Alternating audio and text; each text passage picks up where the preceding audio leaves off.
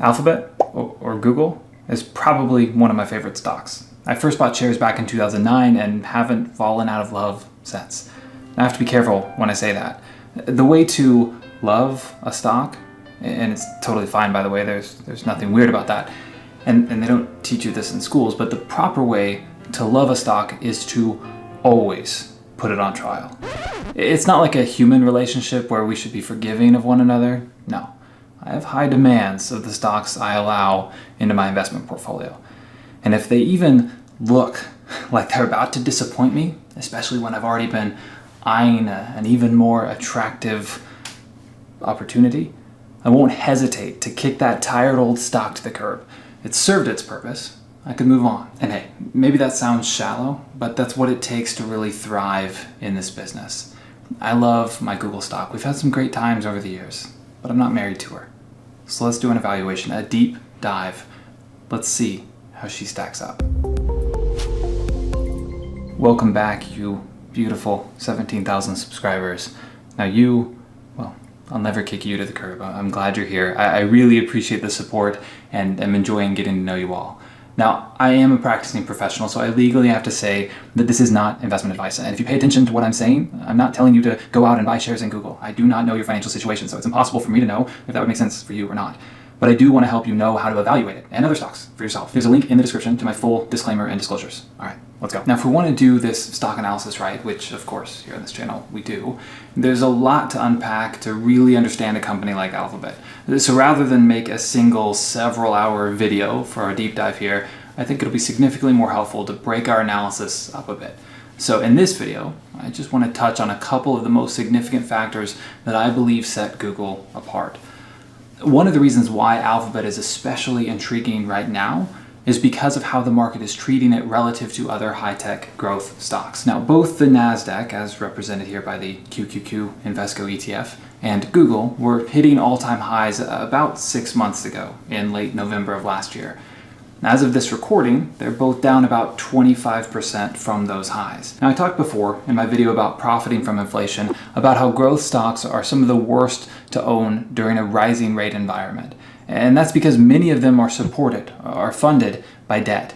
Their revenue and profits by themselves are not enough to fund their operations. So as interest rates go up, the debt they require to keep going becomes more and more expensive, increasing their losses more and more over the short term, and ultimately shrinking their runway to profitability, before they go bankrupt or just get bought out for cheap by some larger corporation. So it makes sense to see the Nasdaq reeling in this environment. Many of its component companies will be affected in this way by a policy of rising rates. Now, as to whether or not the Fed actually sticks to that policy like they should, well, that's a question for another, sure to be less popular video. But if the Fed does keep raising rates, many Nasdaq companies will be severely impaired in this way. But not Alphabet. The company has an enviably healthy balance sheet. They don't need debt to support their operations. They currently have just under $13 billion of long-term debt on their books. But coupled with their $130 billion plus of cash and short-term investments, and their more than $50 billion in trailing 12-month free cash flow, not to mention considering that free cash flow figure was after buying more than $50 billion of shares last year, yeah, they're good. If it's not financially prudent to borrow, they don't have to. Not all that many companies, relatively, in the Nasdaq have that luxury. So it makes sense on that basis at least that Google should not fall by as much as the Nasdaq on the whole in this macroeconomic environment. Now, of course, Alphabet, like any other company, does have its own headwinds to consider, not the least of which are the regulatory concerns and pressures with which they will inevitably and constantly be faced. We will absolutely vet those concerns in coming videos, so I hope you'll stick around. But I do want to leave you in this video, as you start to think seriously about how to evaluate a stock like Alphabet, I want to leave you with one of my favorite things about this company. And it actually goes back to the whole reason they changed their name from Google to Alphabet. It's the way the company is structured. In many ways, they really operate like a cutthroat venture capital firm, one that doesn't have to waste time seeking additional capital from accredited investors. because its core business is cranking out more than $10 billion in free cash flow quarter after quarter.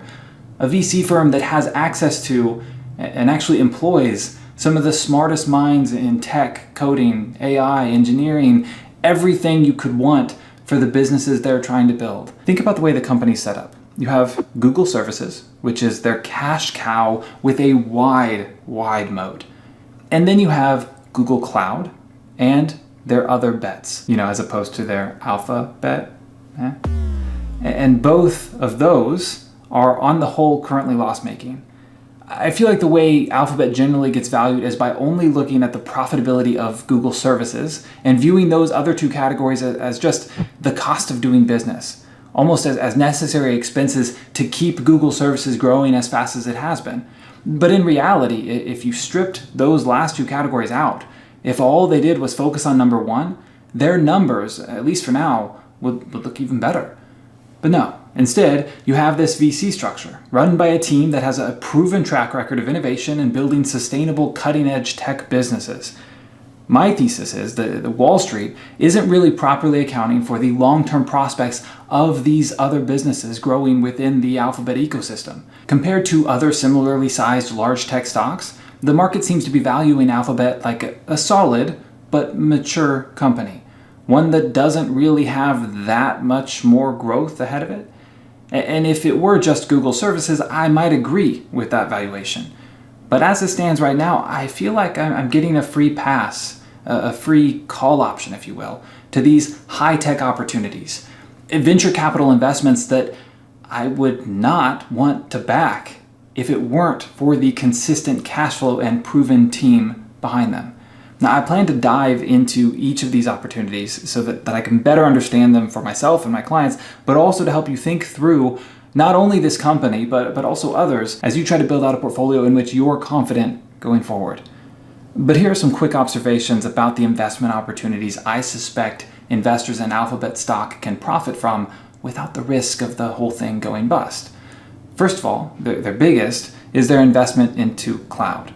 This is a massive market that's growing like crazy every year, and Google's presence in it and revenue from it have been growing by 40 to 50% when comparing year-over-year comps over the last couple of years. Then we have the other bets, and this will be fun to break down and dive into, even if it is much harder to get all the information we might want.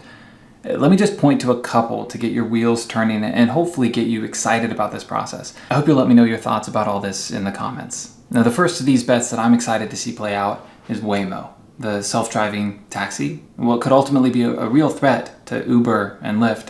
You see, this is a prime example of what Alphabet is able to do because of the way it's structured. Uber was stretched too thin trying to win this race, and since they were struggling with profitability anyway, they shut down their efforts in December of 2020. They made a similar move in the summer of 2018 with their trucking division, while Waymo is still trucking along. Alphabet winning this race could be a meaningful catalyst for long-term growth and a significant disruptor for a lot of other businesses. And then there's DeepMind. You know, the company Google bought that focuses on developing safe AI systems. Its most recent and revolutionary breakthrough has been protein folding, a game changer for the scientific community. It's been operating at a loss for a long time, and its biggest client is, well, its parent, Alphabet. You see, it helps optimize many of its sister companies, meaning lower costs, improved margins. The benefits and long-term implications there can be understandably difficult to quantify.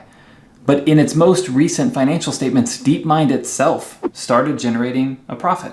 It's small, sure, but when you look at everything that company is doing, from a business perspective, an investor perspective, at all the possibilities for future, some potentially large streams of income, it's not hard to feel as though you're getting a free call option here that doesn't expire on a massive, high-tech, cutting-edge growth play. Those are the type of companies, the Waymos, the DeepMinds, that if they were standalone, historically loss-making, probably riddled with debt, that I might lust after owning, but would be hard-pressed to actually take a position in. The risks are just too great, even though I can see the massive potential. But I don't have to make that compromise here. With Alphabet, cloud and many of these other bets are just cherries on top of an already tasty investment. At least that's the way it looks to me on the surface. We'll start diving deep into each of these pieces of the alphabet pie to see what we come up with. In the meantime, you probably want to check out these deep dives. I think you'll find them helpful. I look forward to seeing you around and getting to know you better. Take care.